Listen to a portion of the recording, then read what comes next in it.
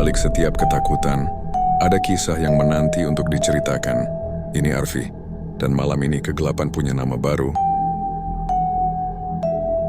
Di sebuah desa terpencil yang diselimuti kabut tebal setiap malam, hiduplah seorang pria bernama Rio.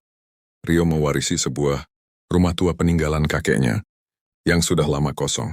Rumah itu memiliki aura aneh, dan penduduk desa selalu menghindarinya, mengatakan bahwa ada sesuatu yang tidak beres di sana. Suatu malam Rio memutuskan untuk membersihkan loteng rumah. Ia menyalakan senternya dan perlahan menaiki tangga kayu yang berderit. Debu tebal menyelimuti setiap sudut, dan sarang laba-laba raksasa bergantungan di antara balok-balok atap. Loteng itu dipenuhi dengan barang-barang antik yang tertutup kain putih, menciptakan bayangan-bayangan menakutkan di bawah sorotan senter Rio. Tiba-tiba, sebuah suara lirih terdengar dari sudut gelap. "Shh, engkau di sana?" Bisik suara itu terdengar seperti embusan angin. Rio terdiam, jantungnya berdebar kencang. Ia mencoba meyakinkan dirinya bahwa itu hanya imajinasinya. Rio melanjutkan pekerjaannya, mencoba mengabaikan suara itu. Namun suara itu kembali, kali ini lebih jelas dan lebih dekat. "Jangan pergi, temani aku." Suara itu kini terdengar seperti rengekan anak kecil, diselingi isakan pelan. Rio merasakan bulu kuduknya berdiri. Ia memutar senternya ke arah suara, namun tidak menemukan apa-apa. Hanya tumpukan kotak tua dan boneka usang yang tergeletak di lantai. Salah satu boneka itu memiliki mata kaca yang menatap kosong ke arahnya, seolah-olah mengawasi setiap gerakannya. Rio merasakan hawa dingin yang menusuk tulang, seolah ada kehadiran tak kasat mata di sampingnya. Dia mencoba memberanikan diri. "Siapa di sana?" tanyanya dengan suara bergetar, hening. Hanya suara napasnya sendiri yang memecah keheningan mencekam. Tiba-tiba, boneka di sudut itu seolah bergerak sedikit. Rio mengedipkan matanya, berpikir itu hanya tipuan cahaya.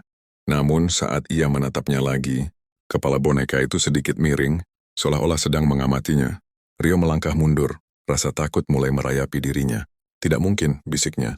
Kemudian secara perlahan, boneka itu mulai mengangkat tangan kecilnya, jari-jarinya yang kaku menunjuk ke arahnya. Mata kacanya seolah bersinar dalam gelap. Rio menjerit. Ia menjatuhkan senternya dan berlari menuruni tangga loteng tanpa menoleh sedikit pun. Ia tidak peduli lagi dengan barang-barang di loteng itu. Yang ia tahu, ia harus keluar dari rumah itu secepatnya. Rio tidak pernah kembali ke rumah itu. Ia meninggalkan semua warisan kakeknya, dan rumah tua itu kembali kosong, diselimuti misteri dan cerita-cerita horor yang terus beredar di desa. Penduduk desa masih sering mendengar suara-suara aneh dari loteng.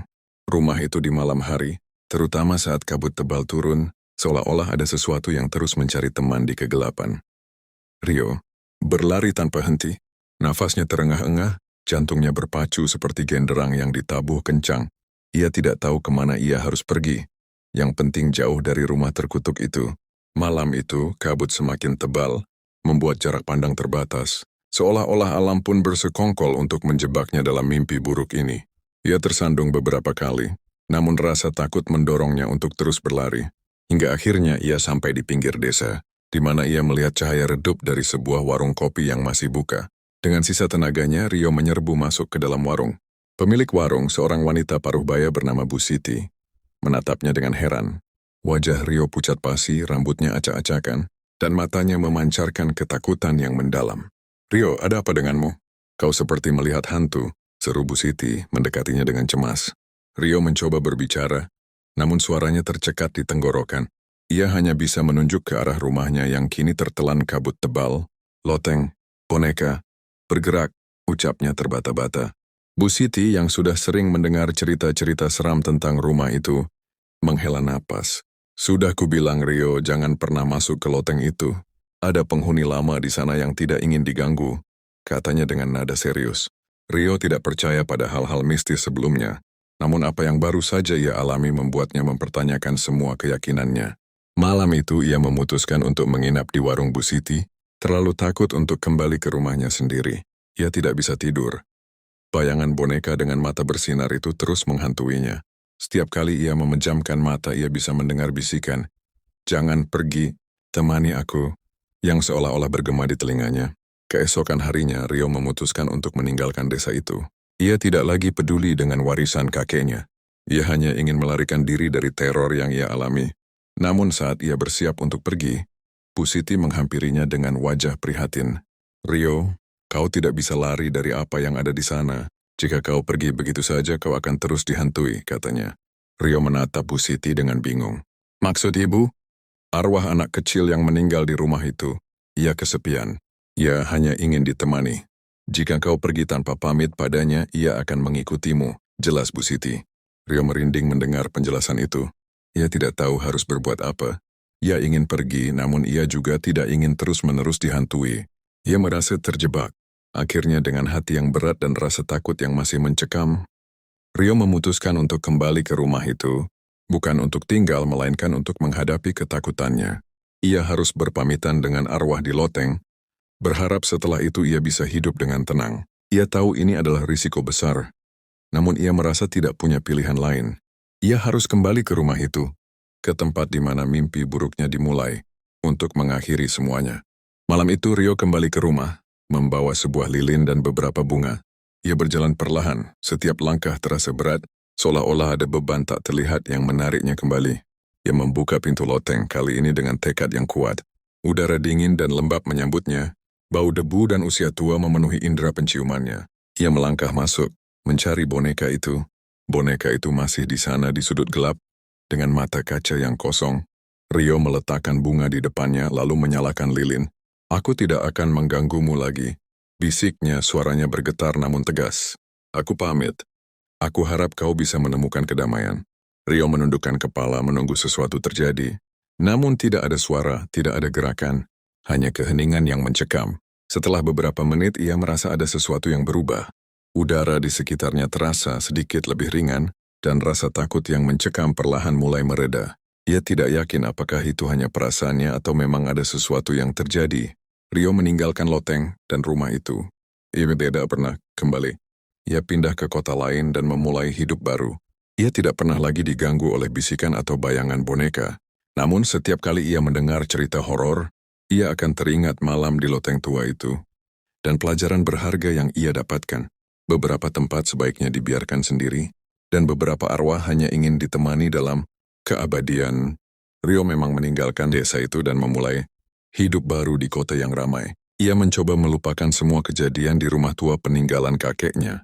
Ia bekerja keras menjalin pertemanan baru, dan bahkan mencoba menjalin hubungan asmara. Untuk sementara ia berhasil. Bulan-bulan berlalu tanpa ada kejadian aneh, tanpa bisikan, tanpa bayangan yang mengganggu. Rio mulai berpikir bahwa ia benar-benar telah bebas.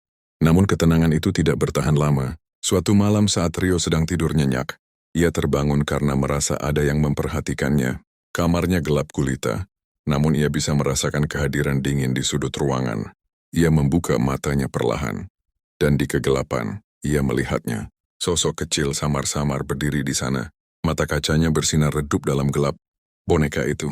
Rio merasakan jantungnya berdetak kencang. Kali ini bukan karena takut, melainkan karena syok. Bagaimana bisa? Ia sudah meninggalkan rumah itu, sudah berpamitan. Ia mencoba berteriak, namun suaranya tercekat. Sosok boneka itu tidak bergerak, hanya berdiri di sana, mengawasinya. Rio memejamkan matanya rapat-rapat, berharap itu hanya mimpi buruk. Ketika ia membukanya lagi, sosok itu sudah tidak ada. Pagi harinya, Rio mencoba meyakinkan dirinya bahwa itu hanya halusinasi akibat stres. Namun kejadian serupa mulai terjadi lagi. Pertama, hanya bayangan sekilas di sudut mata, lalu suara bisikan lirih di tengah keramaian. Kemudian, barang-barang kecil di apartemennya mulai berpindah tempat tanpa alasan yang jelas. Kunci yang ia letakkan di meja makan, tiba-tiba muncul di laci kamar tidur. Cangkir kopi yang ia tinggalkan di dapur, ditemukan di meja ruang tamu. Rio mulai merasa gila. Ia tahu bahwa ini bukan kebetulan. Arwah itu, atau entitas apapun yang terikat pada boneka itu telah mengikutinya. Pamitan yang ia lakukan di loteng ternyata tidak cukup. Arwah itu tidak ingin ditinggalkan.